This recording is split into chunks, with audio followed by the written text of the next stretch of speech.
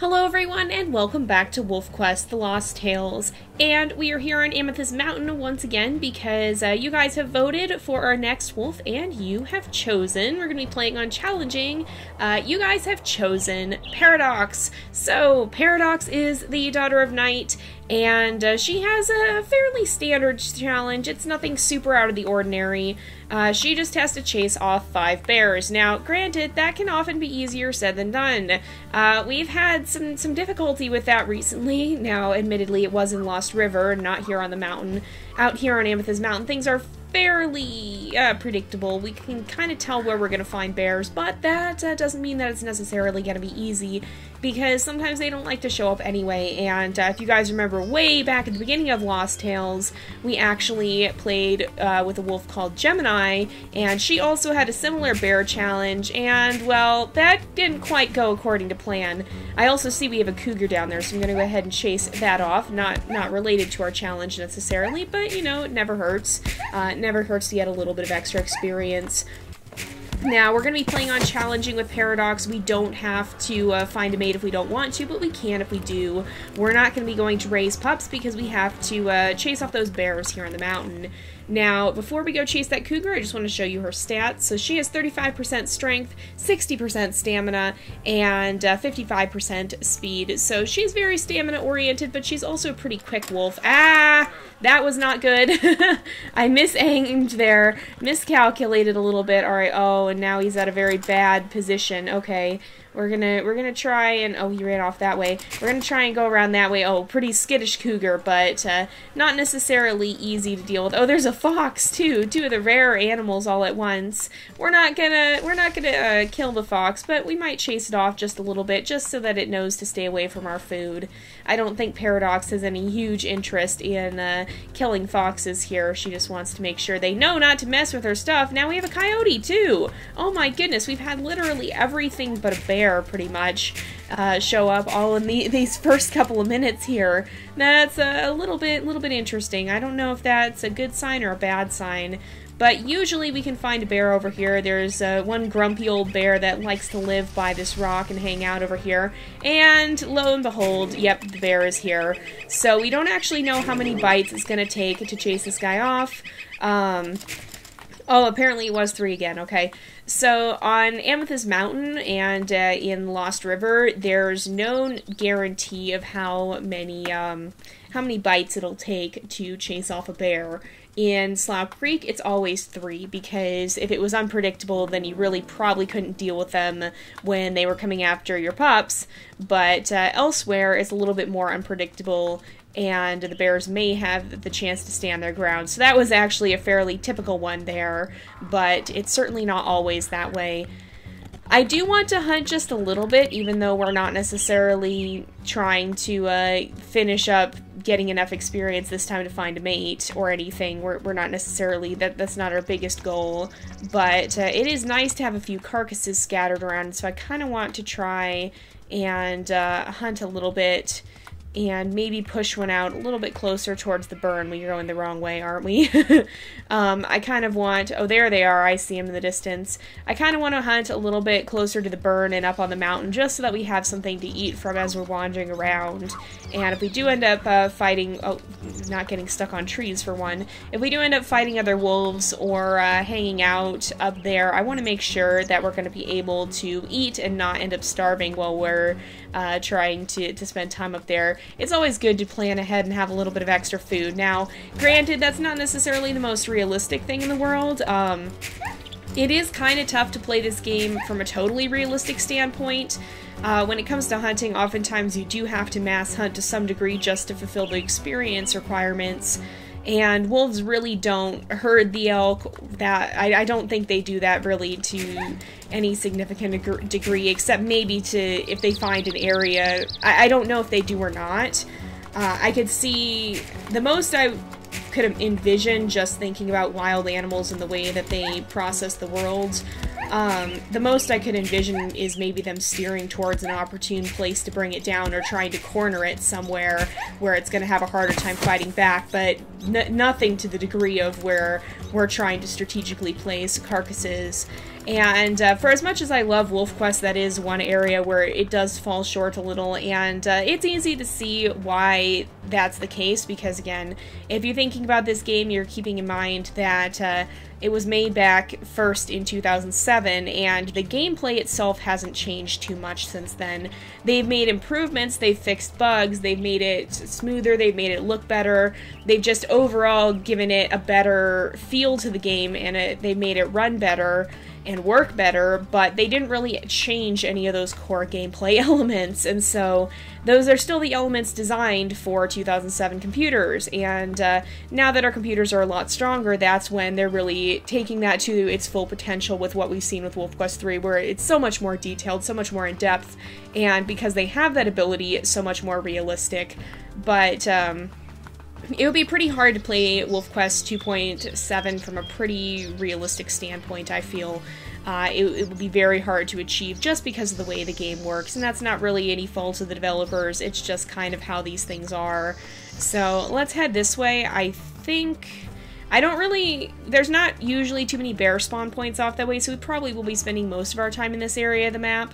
I just wanted to have at least one carcass out there in case we ever do end up in that area, but as you can see, we have 3 carcasses over here already, so we really don't need to hunt too much more over here. But yeah, that's one of the biggest things I'm looking forward to with WolfQuest 3 is just that increased realism. I think the team has done a phenomenal job blending realism with gameplay, and from everything we've seen with WolfQuest 3, it's really incredible how they managed to pull that off. It's not an easy thing to do at all, and they've done an absolutely incredible job with it, so it's going to be interesting to see how that changes the nature of our playthroughs. It's definitely something I'm looking forward to, because I think it's going to actually give us a lot more freedom, just in that, you know, there's going to be more variety. Are we going to get a bear over here? We are not. Okay. We're going to kind of just wander around. Maybe we will swing by the burn. I don't know of any bear spawn points out there, but it wouldn't hurt just to go and check. And I really don't want to spend all of our time just wandering between the 2 bear spawn points. I want it to have an organic feel, even if we do end up coming back to them at least every episode or something like that. But I feel it's going to have just a better atmosphere to it, I think. There's already so much more detail and so much more variety. I mean, right here, you can pretty much predict what's going to happen. Oh!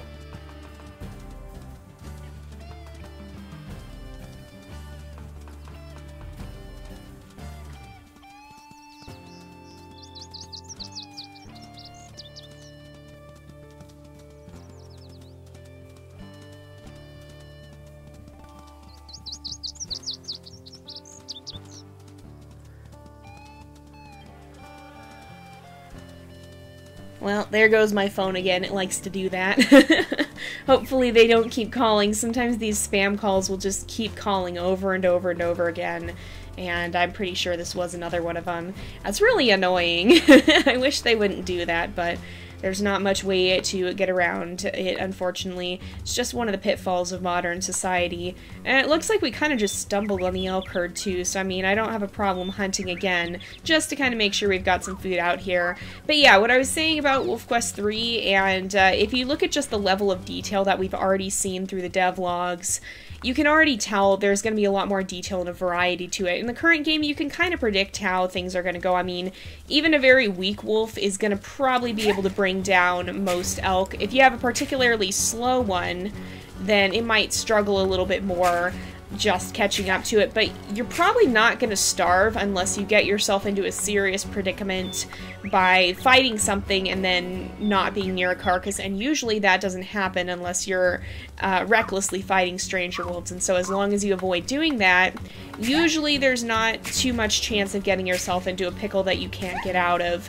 Whereas with WolfQuest 3, it's very different because you're not going to have the same static nature to it. The wolves are going to roam around, the prey is going to roam around, the other animals, the predators and competitors, they're all going to be roaming around.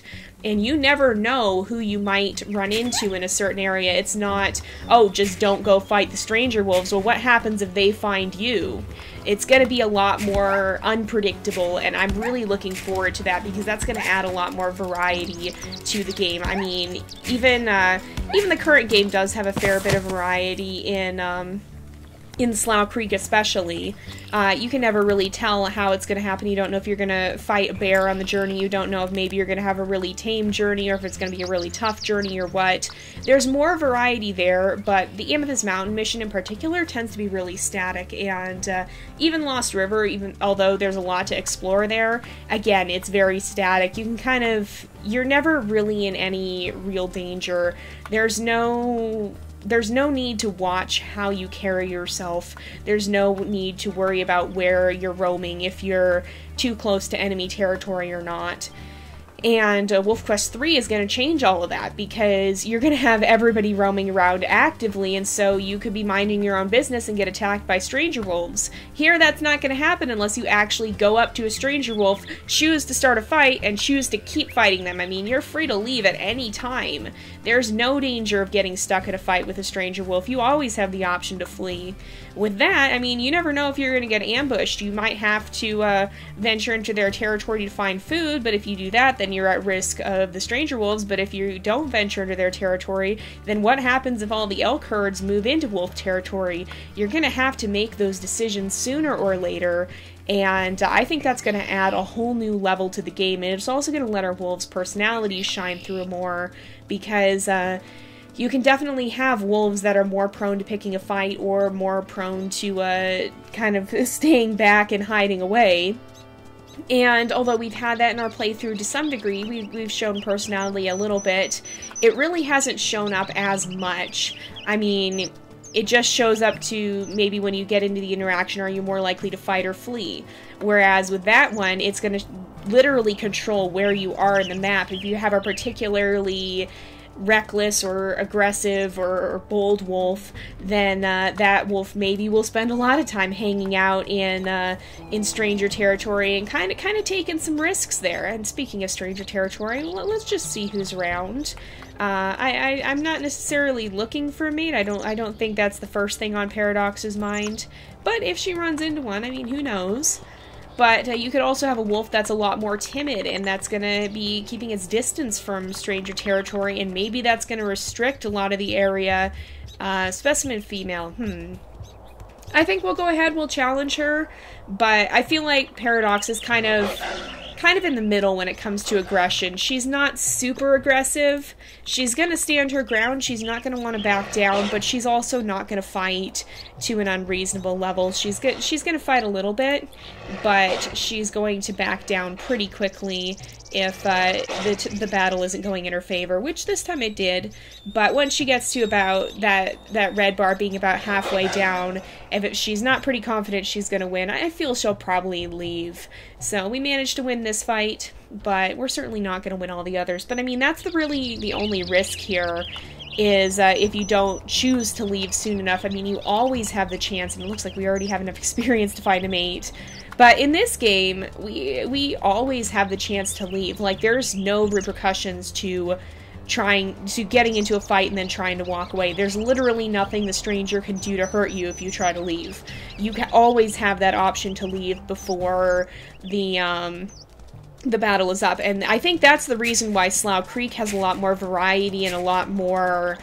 The stakes are higher, because choosing to leave a battle actually does have repercussions. Yeah, you can stop fighting that bear, but maybe it's going to go kill your pup. Whereas here, okay, the bear eats a carcass, big deal. If you're near full on health, unless you're like already starving somehow, which again, it takes a lot to get you into that situation in the first place, unless you're already starving or something, then you're really not going to have many repercussions to things. And so I feel like WolfQuest 3, from what we've seen of it, is going to make our choices matter a lot more. The way that you choose to act. If you're running into the stranger wolf territories, maybe you'll find more food there, but you're also going to have more danger. If you're sticking to kind of the no man's land, then you're going to be in less danger, but you might have less chance of actually finding food. All of your actions are going to have a lot more meaning in WolfQuest 3, because there's no safeguards. If you leave a battle, it doesn't mean necessarily that you're not going to be pursued. You could have an animal that just decides it wants to finish the fight, and it could chase you, and there might not be anything you can do about that, so you're going to have to be more proactive when it comes to avoiding those fights in the first place. And I think that's going to be absolutely great for WolfQuest. Now, this is all stuff, everything I'm talking about here is all stuff we've seen demonstrated in the devlogs. If you guys haven't seen those, definitely go check it out. They're on WolfQuest's YouTube channel, and they give you a lot of information about WolfQuest 3. But we've seen those mechanics starting to come into play, especially in the more recent devlogs, and it's something that I think is going to have a huge impact on the game and the gameplay. You've noticed that I've circled around here, by the way, I'm sure, and we're kind of just probably going to circle the map until we run into a bear or something. We can't drink that water right just yet. It looks like you could. It looks like it would quench your thirst, but it's unfortunately we can't drink water in this version of the game. That'll be coming later. They have confirmed that for WolfQuest 3, but yeah, so that's something I'm really, really looking forward to. I think it's going to be, if I can say it like this, a game changer, quite literally. It's going to raise the stakes significantly and make all of our actions matter that extra bit more. And in the world of storytelling, which is what I do through these videos, I'm telling stories with these characters, it matters a lot. I think the spawn point might actually be up here, perhaps. Is that the case? Usually we seem to see the bears when we're up here, but no, I don't think it is. But yeah, so when you're telling stories, which is what I'm doing here, I'm kind of just watching the stories that unfold and narrating them as they go. It's kind of funny. It's an interesting thing. It feels more like I'm the narrator watching the action. Most of the time I'm not actually putting the stories together. I've implemented some plot elements. For the most part, the stories unfold on their own, and I think that's going to happen even more so in WolfQuest 3 because it is going to come down to your choices, but there's going to be a lot more that can just happen, and you're going to be having to actually react to that and deal with it. And it's not just going to be the same. So, like, I mean, out here, okay, I know I'm not going to be finding an elk herd. There's not an elk herd out here. There's one over there. There's one over there. But I can guarantee their positions here in WolfQuest 2.7, but in WolfQuest 3, that's not going to be the case. There could be an elk herd right here. It could be up further up on the mountain. It could be down in the Lamar Valley. It's just going to depend. You're going to have to actually be paying attention, exploring, looking for trails. You're going to have to kind of know where the elk are hanging out. You're going to have to learn their habits. You're going to have to learn where the other animals are hanging out and be paying attention to all that, and that can be different from game to game. So it's definitely something that is going to have a huge impact on the way the gameplay works, I think. And I'm really looking forward to seeing how that's going to impact our storytelling. I think it's going to open up a whole new world of possibilities here and really change the game in ways that we would never have imagined before. So it's definitely going to be very exciting to get to explore all of that. And I can't wait to share that with you guys. I'm really looking forward to it. But for now, we're doing the best we can, and that does mean, what kind of started this whole conversation here, that does mean that we kind of take the unrealisms as they come. So in the areas where it's not the most realistic thing in the world, okay, that is how it is.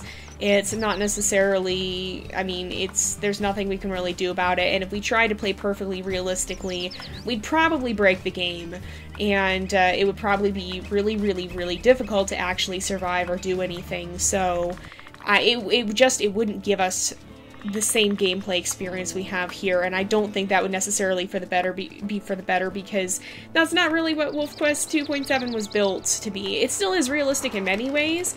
There's just some things that I don't think you can easily get around. For example, one of the biggest things you can do in this version of the game, since there's really not anything else that is going to cause you problems, is go hunting.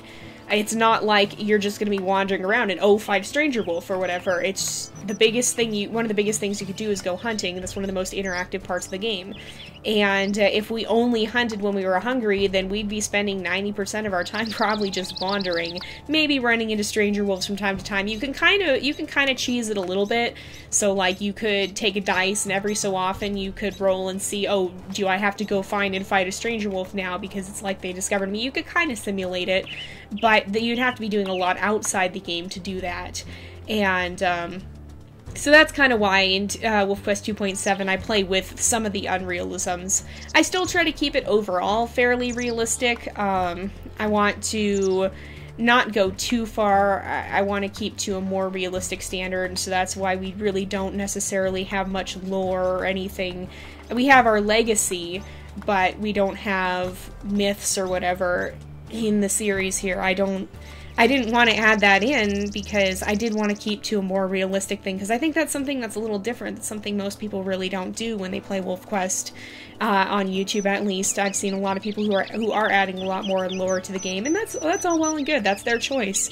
But for me, I kind of wanted to keep to the more realistic side of things. I think that will make things a little bit different here. It'll make them a little bit unique from what everybody else is doing. And it's just more my style. I'm not necessarily big into setting up huge mythologies or anything like that. It can be fun sometimes, but for the most part, I just like seeing what stories unfold organically. And so that's why I've tried not to, I guess, mod, if you will. And I don't mean that in the sense of installing a program or whatever to change the game. But for the most part, I won't do too much to the mechanics. So like, we have challenges or whatever, we have things that can change the way we play, we have rules that can govern when we're allowed to reload a save and when we're not, but I'm trying to keep them fairly small, so like, nothing that's going to be nothing that's going to super change the way we play the game. So maybe we have an extra task to complete in order to be able to gain an extra bonus or something, but it shouldn't be something that's going to completely change everything, in my opinion. Except for, I think, like, the one challenge that was more like that was when we had our mange challenge, where we had Athena who had contracted mange and we had to be careful not to infect the pups. That's probably the biggest game-changing challenge I've ever done. And, I mean, I do build off the game a little bit, but I honestly like seeing the organic stories, in many cases, a lot more than the ones that we try to implement. And I'm definitely looking forward to WolfQuest 3's environment just being more... just being more conducive to developing those stories, I think. But anyway, I've rambled on for 20 minutes now, and Paradox hasn't found any more bears, so we can actually look in pack stats for this one. You can see we've chased off one grizzly, and that means we have 4 to go. So we're going to go ahead and, for now, we are going to end off the episode because it is about that time again. So thank you guys so much for watching. I hope you enjoyed the episode. Don't forget to like and subscribe, and I will see you guys next time. But until then, this is Jay, over and out.